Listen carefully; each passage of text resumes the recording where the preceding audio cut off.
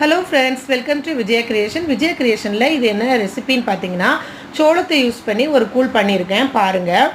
இது வந்து நான் நைட்டு சோளத்தை எடுத்துகிட்டு 2 கிளாஸ் எடுத்து அதை நல்லா கொஞ்சம் ஒரு 3 மணி நேரம் ஊற வச்சுட்டு அப்புறம் நல்லா மிக்சியில் க்ரஷ் பண்ணி உப்பு போட்டு அதுக்கு தகுந்த மாதிரி கொஞ்சம் கட்டியாக தண்ணி ஊற்றி புளிக்க வச்சுருக்கேன் பாருங்கள். இதுதான் சோளம்.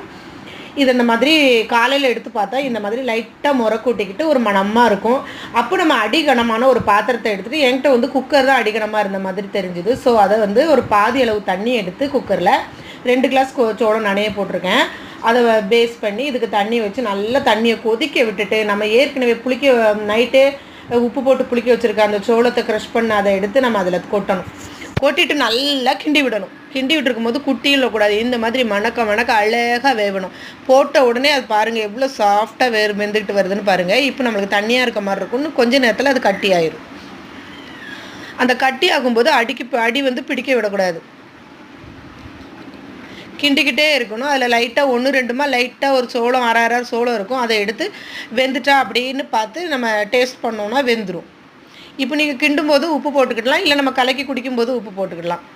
இது இந்த மாதிரி அழகாக கட்டி ஆயிரும். இப்போ நம்ம எடுத்து இன்னொரு பாத்திரத்தில் போட்டுட்டு இதில் வெறும் உப்பு போட்டு குடிக்கிறதா இருந்தாலும் குடிக்கலாம். தயிர் வேணும், தயிர் போட்டு கொஞ்சம் தண்ணி விட்டு லீக்காக தான் வேணும் அப்படின்னா உப்பு போட்டு கொஞ்சம் தயிர் விட்டு கலக்கி குடிச்சிக்கலாம். வெறுமனே குடிக்கிறதா இருந்தாலும் ஓகே தான். நம்ம ஏற்கனவே கொஞ்சம் புளிக்க வச்சுருக்குறோம். ரொம்ப அழகாக இருக்கும். இது ஆரோக்கியமான உணவு, நல்ல டைஜஸ்டாகவும், குடித்த மாதிரியே தெரியாது, வயிறு முட்டிடும், அவ்வளோ அழகாக இருக்கும். இந்த மாதிரி ஒரு வாட்டி செஞ்சு பாருங்கள். Thank you friends.